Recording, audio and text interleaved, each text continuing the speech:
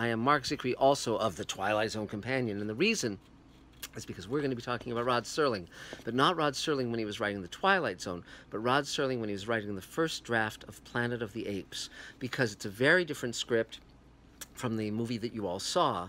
The one you saw stars Charlton Heston and Kim Hunter and Roddy McDowall, Maurice Evans, and it's about a man who finds himself in a society of apes, an astronaut who lands with his co-astronauts, and they're plunged into a world of apes ruling and humans subordinate, and it's sort of a very primitive ape society. They ride horses, they have rifles, but there's no airplanes or cars or anything like that. It's not a technological society, and it's a wonderful film. It actually came out in 1968 on the same day as 2001: A Space Odyssey, and interestingly enough, John Chambers beat out Stuart Freeborn.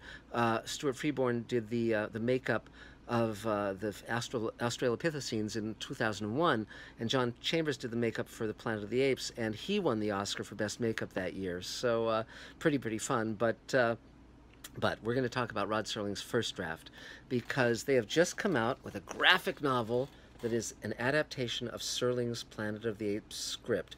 It's adapted by Dana Gould, it has artwork by Chad Lewis, and it's quite wonderful, and it's different from the movie, and it's really like reading a Twilight Zone episode that Rod Serling wrote. It's got all sorts of great stuff in it, and I highly recommend it. It's just newly out, and in fact, Dana Gould signed this copy to me and said, now you have to sign my dog-eared Twilight Zone companion, so we'll have to make sure that happens. Or maybe I'll give him the third edition, the new edition of the Twilight Zone companion, which is available at Amazon, as is this book.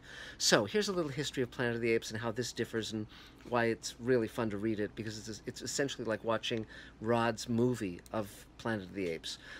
Initially, Planet of the Apes was written as a novel in French by Pierre Boulle, the writer who also wrote the novel Bridge on the River Kwai.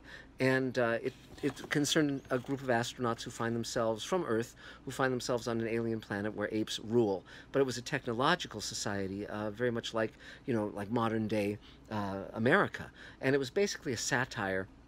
And it was published as Monkey Planet in French, but translated to Planet of the Apes when it was translated into English. And of course it was bought by 20th Century Fox to adapt into a movie, and Rod Serling had just come off Twilight Zone. It ended in 1964, and Planet of the Apes, as I said, came out in 1968. So Rod was hired as a natural person to write the movie script. Now, interestingly enough, one of the things that Serling came up with in his version was the Statue of Liberty at the end of the story, which of course is one of the iconic images in any science fiction film, and it's terrific, and that was Serling's contribution and his idea. Very clearly a Twilight Zone notion. But and Charlton Heston was terrific in the original film, and he also had worked with Serling before on some of the Playhouse 90s, and they knew each other, although their politics were very different. Heston later became the head of the National Rifle Association. Rod, of course, was very liberal, and was appalled by any of the right-wing sentiments expressed by some of his cohorts in Hollywood, and very outspoken about it. But clearly he and Charlton Heston were on amicable terms throughout the 50s and 60s. So Rod wrote his draft of Planet of the Apes, and it's wonderful. It's similar to the movie, but it's got enough differences where it's really very fun to see this alternative and what it would have been if Serling had been allowed to go all the way through to production. And interestingly enough, now because of the technology, one could actually record an audio track of this script and match it to these visuals and do a little animatic where you could basically have an animated comic book where you would be able to hear the characters. And they did something similar with Watchmen when the movie came out, and the animated comic of Watchmen, which was really pretty fun. So here's a little of the history of what happened with Planet of the Apes. So Rod wrote that draft, and then Fox crunched the numbers and did the budget, and they realized that if they did it as a technological society, it would be very expensive.